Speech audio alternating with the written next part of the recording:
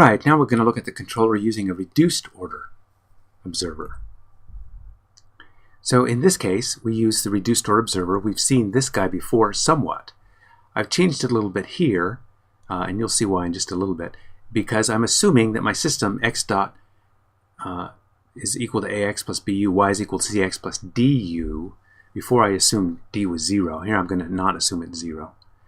And so the error dynamics associated with this are given by this equation. So we've seen this guy before. This guy is new because we assumed a 0D matrix before, in which case we would have just H is equal to TB. Now we have these two equations that need to be satisfied. In the unknowns, F, H, L, and T. So 4 unknowns instead of 3. So last time what we found is if we chose F, we could compute T, because this becomes a linear matrix equality. We've seen how to compute that. In this case, we can always choose H to be equal to TB minus LD. Okay, so these are design constraint equations. In general, there may be an infinite number of solutions to these equations. If possible, we would actually choose TB minus LD to be 0. What does that mean? That basically means if we choose H to be equal to TB minus LD, that means this guy is 0. So that is, our observer does not depend upon the control signal. And there are certain advantages to doing that. Well, it's not always possible to do that, but that is a good idea if we could do it. Okay, so if a state feedback control is to be used with gain K, and if C, if the output has P, there are P outputs, we let L equal to N minus P, and then we would, so T, yes? Then T would have N minus P rows, and so this matrix would be a square matrix, and we would choose T to make this determinant not 0. Okay, so that would be another constraint. If this matrix is not 0, then we can compute Kx, which is Kz and Ky. I can break it up that way.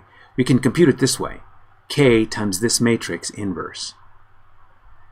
Okay, so this is, so given a K, this is how we can find gains for our observer, to use the observer, reduced order observer, in a state feedback configuration.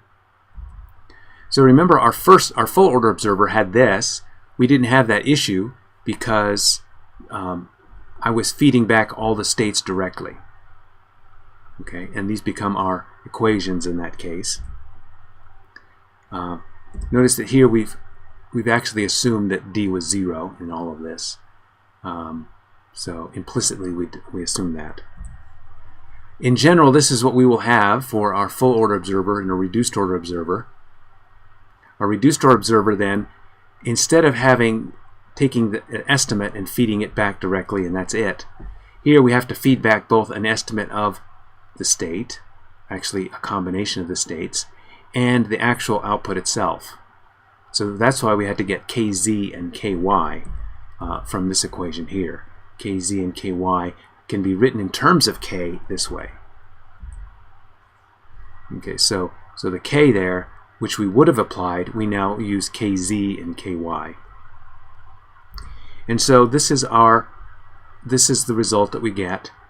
And so you can go through and show, well, first of all, if we look at this diagram, we notice something suspicious.